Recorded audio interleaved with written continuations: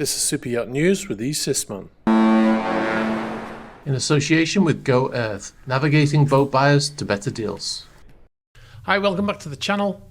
So you may remember a story from last year concerning UK lawyer Ronald Gibbs, who had allegedly stolen funds he was placed in charge of by a Saudi princess.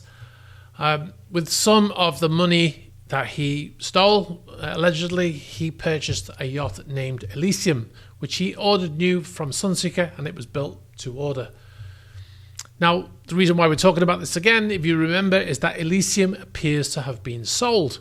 Vessel was recently renamed motor yacht Lady G, and the auction took place on the 28th of January with hrauctions.com in Gibraltar. Now, we tried to contact the Gibraltar Marshal's office for information, and the only thing they said is the Admiralty Marshal was ordered to sell the yacht by the Supreme Court, and then they said you may conduct a search of the court file to establish the reasons why the vessel has been arrested.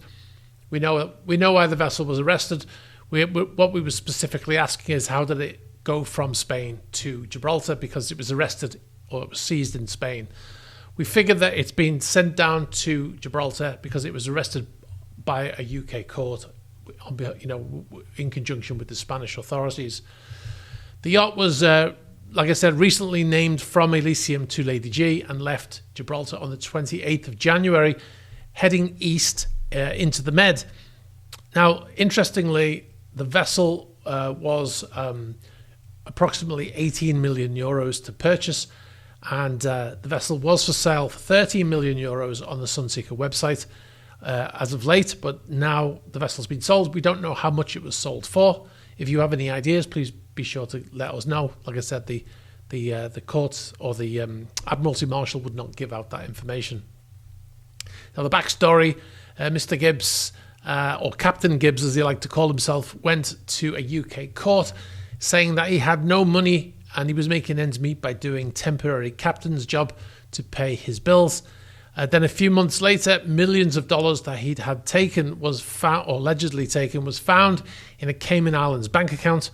The Grand Court in the Cayman Islands ordered that his assets be seized, and this, like I said, following a UK court that had ordered Mr. Gibbs to repay $40 million or $39.5 million to the princess after she made him power of attorney over a $25 million trust in 2011. Obviously, it's with interest. All right, so that looks like that's the end of the story with concerns to the yacht Elysium. So yeah, hopefully that vessel will be in good hands now, and someone will enjoy it. All right, we'll move on. Now, another vessel that has been seized, the yacht Stefania, is to be sold at auction next month on the 28th of March. Now, you might remember this story. We reported on her seizure at the end of 2023, and she was meant to be sold last year. The vessel left Port Vauban in Antibes at the end of 2023 and headed to Italy, went to Genoa in Italy. The yacht was moored in a marina there at the airport, Genoa Marina Airport. When the marina is next to the airport, it's not in the airport. And the French authorities, with the Italian authorities, boarded the vessel, seizing it, and they gave the crew 1 hour to gather their belongings and leave the vessel. They gave them 1 hour. Vessel was then sealed, and then later it was transported back to Port Vauban in Antibes in France, and the vessel's been there ever since. Now, the vessel, like I said, the vessel was due to be auctioned in January of 2024, but that auction was postponed while they got things sorted out and got things in order. Now, even though the vessel flew a Cayman Islands flag, as you know, it's a flag of convenience, and investigators said it was traceable to a Belarusian financier. The owner had been under investigation by the French authorities and he was accused of being part of a criminal association that laundered money across half of Europe. The yacht was built by Dynamic Yachts, which is a Monaco-based company with a shipyard in Turkey, although the owner of the company is a Russian. It's a 41-metre or 134-foot motor yacht and was delivered in 2021. The vessel only reportedly had 200 hours on her engines when she was seized, so the vessel is essentially, in terms of mechanical, is brand new almost. Vessel is a GTT 135 series dynamic yacht. It's a 300 gross tons with a cruising speed of 12 knots and a top speed of 21.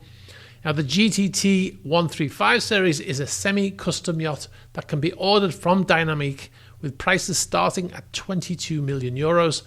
That's before you personalize it. In fact, if you go to the Dynamic website, you will see video footage playing on there. If you click on GTT 135, you'll see video footage of this very yacht. You don't have to go there because I'm showing you on screen now as I say it. Now, the yacht, like I said, 22 million starting price. Don't know if they actually paid that much initially, but that vessel now is the sales that are expecting to receive between 8 and 10 million euros for that yacht, which is quite the saving if you manage to get it for that price. All right, we'll track that auction if we can, and then we'll let you know what happens. All right, in a recent video, we talked about Rev Ocean, the research vessel, and people have been saying that it's going to be the largest super yacht in the world when she's finished. We talked about how the ship had to be cut in half and extended with a prefabricated extension fitted into the middle. Now, in the comments, there was quite a lot of comments about, and they didn't feel good about, and they were saying that it was unsafe and they would never sail on a vessel that had been cut in half. Well, it might surprise you to know that many vessels that are built now are built in this format, prefabricated sections, which are then welded together. In fact, the footage that we showed in the previous video to show you the prefabricated parts was actually from the original build phase of this ship. So it was built in sections and then welded together. It's not an uncommon thing, and in fact, it's quite standard practice now for building most modern ships. We're not talking about yachts in general, but commercial ships like tankers and cargo vessels and military ships. There have been documented TV series about the building of a US aircraft carrier. This was quite a while ago, maybe 10, 15 years ago. And it showed the build process, and it was similar to the footage that we showed here. And the only unusual thing about this story really is the fact that the vessel was still being built and needed to be extended. The way it's been extended is nothing extraordinary. Now, back in the mid to late 2000s, there was a ship called the Norwegian Crown. It was a cruise ship. It was previously called a Crown Odyssey before that. And it's a vessel I used to work on, actually. In 2004, I worked on this vessel. Well, the vessel was sold in a few years later, around 2000, between 2005 and 2010, I believe this work was carried out. Well, that vessel is now called the Balmoral, and it's still in service now. Well, they took that vessel after they purchased it, and they took it to a shipyard in Germany, and they cut that ship in half, and they put a prefabricated piece in the middle, like we've been talking about, and then they welded it all back together, painted it, and off it went. And that vessel has been going for maybe 12 to 15 years, maybe longer, with that piece welded into the middle, and has had no problems. So, you know, it's not a sign of a badly constructed vessel, and like I said, it's quite common now. Anyway, we'll move on. Edward Kutenatov, the name you might have heard quite a lot on this channel of late, because of his involvement with the yacht Amadea. He's been added to the UK sanctions. The 24th of February 2025, he was added to the UK sanctions list for basically for his connections with the Russian government. If you don't know his name, he claims to own a number of high-profile vessels that are currently in the news. Like I said, he claims to own Motor Yacht Amadea, currently in the middle of a forfeiture case in the US courts. He claims to own Motor Yacht Crescent in Tarragona in Spain, currently seized by the Spanish authorities and linked to Igor Sechin, who's often referred to as Putin's right-hand man. And he claims to own Motor Yacht Scheherazade, which is linked to Vladimir Putin himself. That vessel is currently detained in Italy in the Marina di Carrara, in the Italian Sea Group's shipyard, where it's being modified extensively whilst it's supposedly arrested or detained there. So he has been added to UK sanctions now a couple of years after the US added him. The main reason I think he was added in the US is because he has been believed to be a shell owner of those vessels that we mentioned, and even Forbes did an article quite a number of years ago now saying that he was a shell owner of some of these vessels. All right, guys, I'm going to leave it there. If you are in the market for a boat, a yacht, or a super yacht, please use the link in the description to go to our channel sponsor, website, Go Earth. Patreon.com/gsysman. Be sure to check it out. We've got lots of videos on there. We just did one yesterday, and we do 2 to 3 videos on there a week. All kinds of stuff on there, back behind the scenes stuff, road trips, etc. Check it out, patreon.com/esysman.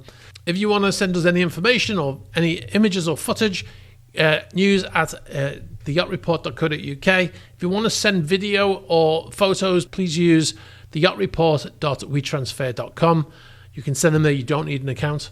And be sure to like this video, very important for the algorithm. Hit the subscribe button, hit the bell for future notifications. All right, guys, thanks for watching, and I'll catch up with you soon. Bye-bye.